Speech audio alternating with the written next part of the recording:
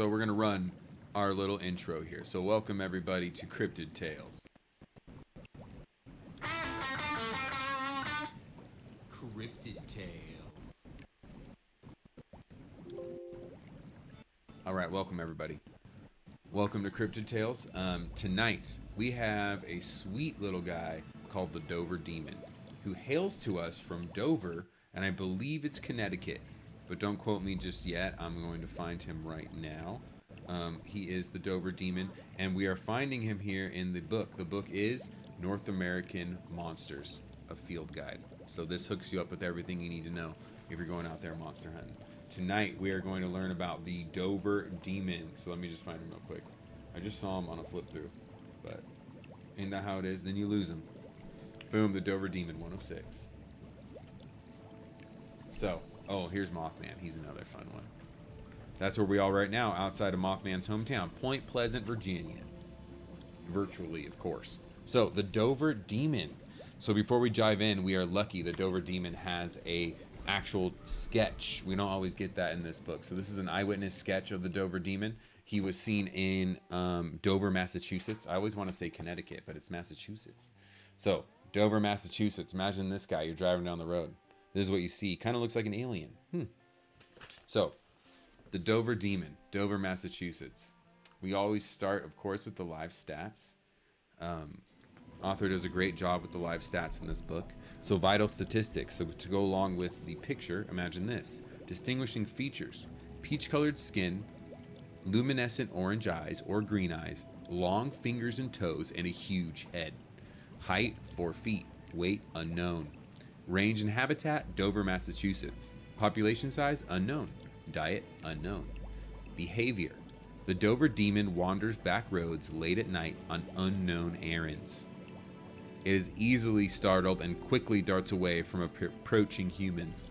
Now, the source of Dover Demon legends and sightings, source, ufology, cryptozoology, and Fortean studies. That's Fortean. I think that's studies of the weird, not too sure. Now, our chances of encountering the Dover Demon. If you're new to my little readings of this book, the author has a wonderful rating system, and it is rated out of Jersey Devils. The Dover Demon, as you can see, it's out of 4 Jersey Devils. A Dover Demon encounter is rated 1 Jersey Devil. Yes, 1 Jersey Devil. Encountering the Dover Demon is 1 Jersey Devil. So what does that mean? Is it a danger scale? No, it just means really rare. You're probably not going to encounter a Dover Demon out there. So it's 1 out of 4. Typically, the cryptids in here surprisingly get 3s. So that to me tells me they're pretty common to see. So unfortunately, not the Dover Demon. But if you're out there in Dover, Massachusetts, I'd like to hear your Dover Demon stories, please. So let's begin. Let's learn. Let's dive in. Few cases in the history of cryptozoology have received as much attention as the peculiar Dover Demon affair, which began on the night of April 21st, 1977, just last night, when 17-year-old Bill Bartlett caught a bizarre-looking creature in his car. When 17-year-old Bill Bartlett caught a bizarre-looking creature in his car's headlights while traveling a darkened road in Dover, Massachusetts. Bartlett and subsequent witnesses described the monster as a tiny creature with a head that vaguely resembles a watermelon, sitting atop a thin neck. It lacks ears, a mouth, or a nose, and its enormous eyes alternately glow orange and green. Largely hairless, it is covered in rough, peach-colored skin. Its toes and fingers are long and nimble, and it frequently travels on all fours, using its enormous hands and feet to help it navigate even the rockiest terrain. During the initial sighting, the monster stood in Bartlett's headlights for a moment, then disappeared into the shadows at the side of the road. Bartlett immediately sped past the scene, and 2 friends in the car, neither of whom had seen the monster, noted that Bartlett was visibly shaken. After he confessed the sighting, they encouraged him to return to the scene, but they found no sign of the monster. In later interviews, Bartlett insisted that he and his friends had not been drinking that night, although they had smoked small amounts of marijuana prior to the encounter. But hey, no, there's no. Listen, I mean, hey, I've yet to see an alien like that, so I'm with these guys. I think he saw something. Just a few hours after the Bartlett sighting, I mean, I wish I've seen a Dover demon. That'd be sick. Just a few hours after the Bartlett sighting, 15-year-old John Baxter was walking home when he spotted a tiny figure in front of him. Mistaking the creature for a short friend, Baxter called out to it, then gave chase when the entity fled. After pursuing the mysterious being down a steep embankment, he realized he was chasing a monster and fearfully backed away. Both Baxter and Bartlett, who had not conferred with each other, made sketches of the creature within hours of their respective sightings. The drawings were amazingly similar and consistent with later reports of the monster, which soon became known as the Dover Demon. On the following evening, sometime after midnight, the Dover Demon appeared again. On this occasion, there were two witnesses, Will Taintor, 18, and his girlfriend, Abby Brabham, 15. Will, who had heard of Bartlett's encounter with the demon earlier that day, was driving toward Abby's home when the pair noticed a small figure crouched on all fours near the road. Both witnesses were certain it was not a naturally occurring animal, such as a cat or a raccoon. Terrified, the couple sped to Abby's home, where they told her parents and authorities about the encounter. Soon after the teens came forward, investigators visited Dover in search for answers. Unfortunately, the Dover demon failed to reappear for researchers, as happens. Scouring the area, and monsterologists have been left struggling with numerous questions about the beast. Most important, investigators have been unable to determine the Dover demon's origins. Ufologists interested in the case still contend that the Dover demon is an extraterrestrial, perhaps stranded on Earth or deposited on the planet to investigate human culture. Except for the monster's alien appearance. However, there is little evidence to support this theory. Most recently, the Dover demon has been linked to creatures known to Native Americans as the May-May-Guwashi, a race of diminutive humanoids dwelling around the Great Lakes. But while the May-May-Guwashi do have large heads, they are generally not described as hairy and foul-smelling. Traits the Dover demon does not share. So what is this creature? While even the most experienced monsterologists are uncertain, it is most likely the Dover demon is a member of an unidentified species that occurs naturally within the vast wilderness and enchanted backwoods of North America. Sadly, future meetings with the Dover demon may be impossible. The creature has not appeared since its short-lived initial visit to Dover in 1977. Still, the monster has become a very real part of monsterology and cryptozoology and ufology, and should not be forgotten. Its sudden appearance, coupled with its equally mysterious disappearance, raises far too many questions. In contrast to many other localized monsters, it may not be wise to begin a search for the Dover demon in Dover, Massachusetts. If the monster was a visitor to the area by accident or design, it has moved on, and a trip to Dover would be a waste of time and resources. Instead, scour the wilderness surrounding Massachusetts and the range north into New Hampshire, Maine, and New Brunswick, as the monster has always been seen near bodies of water and amid trees. Focus your quest on any forest punctuated by streams or lakes. The Dover demon has yet to prove dangerous, but should be approached cautiously, if only to prevent frightening the creature. Though it usually darts away at first sign of human life, the Dover demon should not be cornered or captured. While it has not shown any demonic behavior thus far, the names we apply to monsters often prove prophetic. For all we know, the entity could have demonic powers of which we are unaware, including the ability to shoot flames from its mouth and roast a human in a blaze of fire and brimstone. I think that's just a little fun flourish here by the author at the end, but you get the picture. Dover demon. You know what it reminds me of? It reminds me of that Simpsons episode where Mr. Burns gets shot up with all those drugs, and he's like wandering through the woods, like, "Oh, Alpha, I love you," or whatever he's saying in the woods. That's what it makes me think. Interesting. That's what it reminds me of. So maybe it was just an old guy who owned a radiation plant, shot up with drugs. Maybe that was the Dover Demon. And next, I do want to read about one more. This monster goes along with the Dover Demon. I like to read about them at the same time, typically because they go together. The Dover Demon and the Flatwoods Monster, peanut butter and jelly. They're both the same type of cryptid. I like them because they're so different from your typical cryptid sighting. It's not like, a crazy, nasty, scary looking thing like the Chupacabra. It's not your classic Bigfoot cryptid. It's a kind of something of its own, right? The Dover Demon is this kind of like friendly little scared guy on the side of the road who kind of looks like an alien and has a glow to it. This next creature we're going to read about, the Flatwoods Monster, outside of Flatwoods, West Virginia. I believe you could run into the Flatwoods Monster here in this game. I'm not 100% sure though. Would be great if a cryptid stopped by in this game. Oh, that'd be awesome. Sometimes a Mothman stops by your base, tries to F things up. It hasn't happened yet on stream, unfortunately, but trust me, it happens, okay?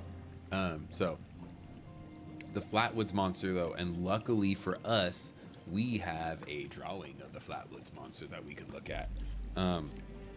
So, Dover Demon, Flatwoods Monster, these two go hand in hand. You can't learn about one without learning about the other, I always say. So, here is the Flatwoods Monster. Whoop, whoop. So, imagine that thing coming at you. Look at it. Cool. Okay, so there it is. Big spade on its head, right? We love it. That's my favorite part of the Flatwood Monster, I think.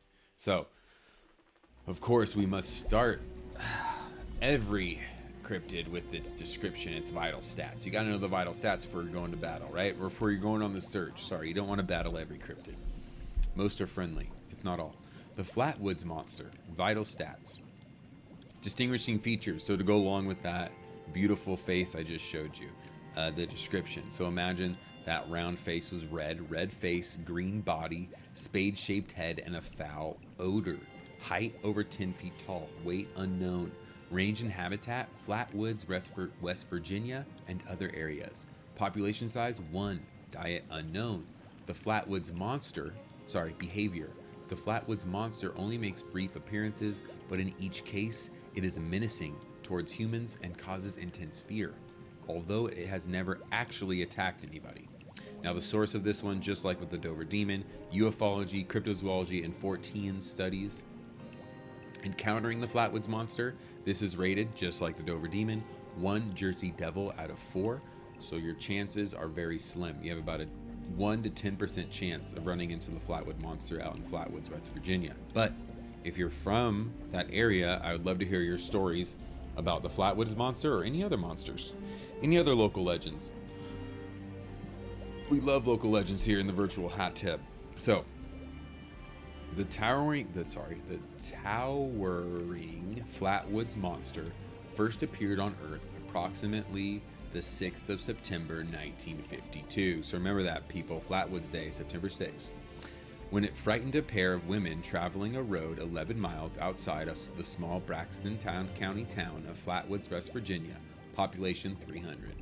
The sudden shock sent one of the witnesses to the hospital, but the pair managed to describe their assailant as an extremely tall monster with a red face and glowing eyes. So that is the 6th of September.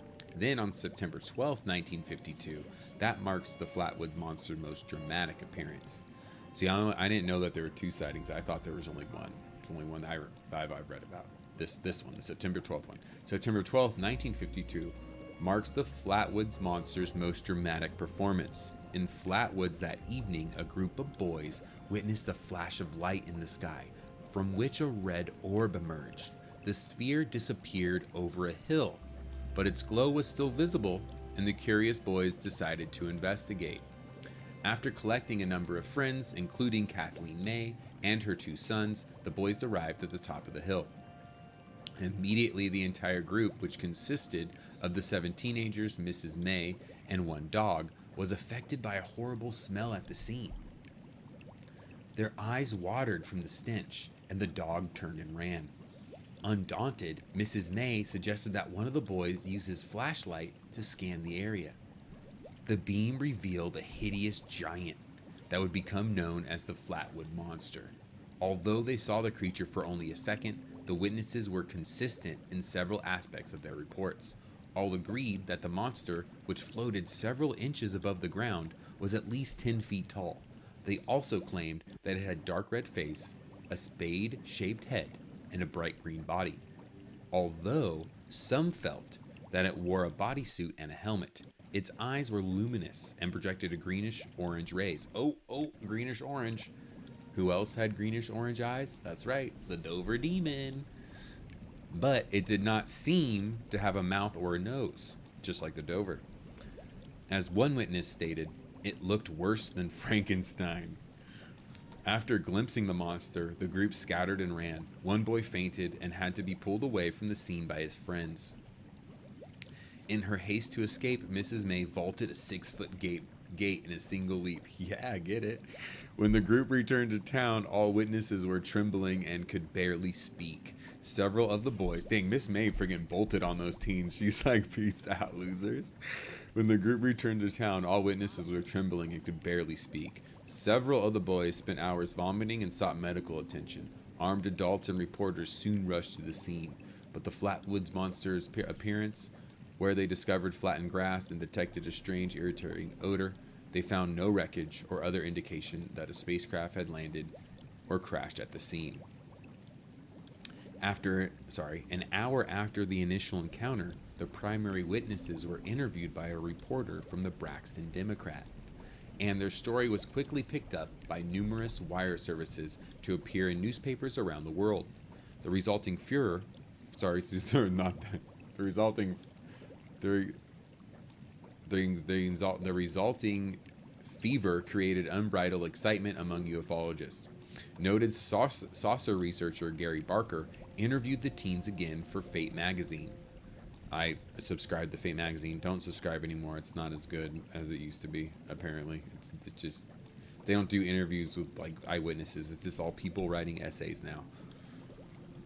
I learned the hard way. And at the behest of the North American Newspaper Alliance, I wish there was a really good weird magazine out there. I don't know if there is. If you know of one, please let me know. I need like a weird magazine that's interviewing witnesses of the weird and reporting on the weird. You know what I'm saying? But it ain't Faint magazine anymore, unfortunately. But anywho, at the behest of the North American Newspaper Alliance, famed cryptozoologist Ivan Sanderson also visited Flatwoods. These two men and other investigators discovered that even when isolated and questioned alone, witnesses told nearly identical accounts of the encounter. The sighting of the Flatwoods Monster quickly became a media sensation. Mrs. May and another witness even traveled to New York City to make television and radio appearances. Within a few years, however, all witnesses inexplicably became silent and refused to discuss the case any further. Huh, that's interesting. The Flatwoods Monster slowly faded from the public consciousness. However, the case of the Flatwoods Monster has become one of the most famous incidents of ufology and the subject of a country western ballad titled "The Phantom of Flatwoods." Although undeniably horrific to behold, the Flatwoods Monster has yet to actually attack humans, and monsterologists should feel relatively safe investigating this creature. Begin your search for the Flatwoods Monster in areas experiencing a high density of UFO sightings. While the entity may not be an extraterrestrial, it does have a tendency to appear only in areas with UFO activity. While on the trail of the Flatwoods Monster, wear a protective face covering, goggles, and some sort of enclosed oxygen supply to prevent the effects of its stench. As in meetings with Mothman, if you do encounter the creature, attempt to establish communication. If it responds, ask where it's come from and what it wants. That's my favorite suggestion in this book, and it happens a lot. There's a lot of cryptids that we got to talk to when we meet them. A lot of cryptids need talking to. We need to know why you're here. We need to know what you want, okay? Are you here to hurt us? Do you love us? But the author gives that advice a lot, and so I love it. So if you're looking for a good little romp into the world of cryptids and kind of advice on if you're trying to get out there and hit the field as an amateur monsterologist, this is a good one. Field Guide to North American Monsters. I'm also looking for more books about weird stuff. A lot of the stuff I have just isn't fun to like read aloud and explore with you all because it's all old. It's so written so like in such an old language, but like old timey style. I have to read it so much just to understand it. It would sound like I don't know what it would sound like trying to read that out loud, but that's what we're working with. I'm looking for more books on cryptids. I know there are some out there. I used to have more, but I just lost track of them. So I'm trying to find more about local legends, local ghost stories, folklore, legends about local monsters. I love reading about all that and reading it out loud with you all because I want to just explore more of that in all the different regions of the United States, right? And hopefully hear more stories, weird stories from people who are watching because that's what I love. The coolest part was reading about Chupacabra and then having someone in the chat be like, yo, I've seen one. So I want more stories like that. I'd love to hear if you've ever encountered anything weird. Let me know. Let's chat about it. I haven't. I don't even know if I want it. It's one of those things where I feel like I'm also terrified of that happening. So I'd rather just hear your stories about it, and then you know I could just help you tell your stories, right? I don't need to have an encounter of my own. So thank you very much. All right, so I'm gonna flip it over to intermish because I mean it's time to have a frank discussion about what we want to play now.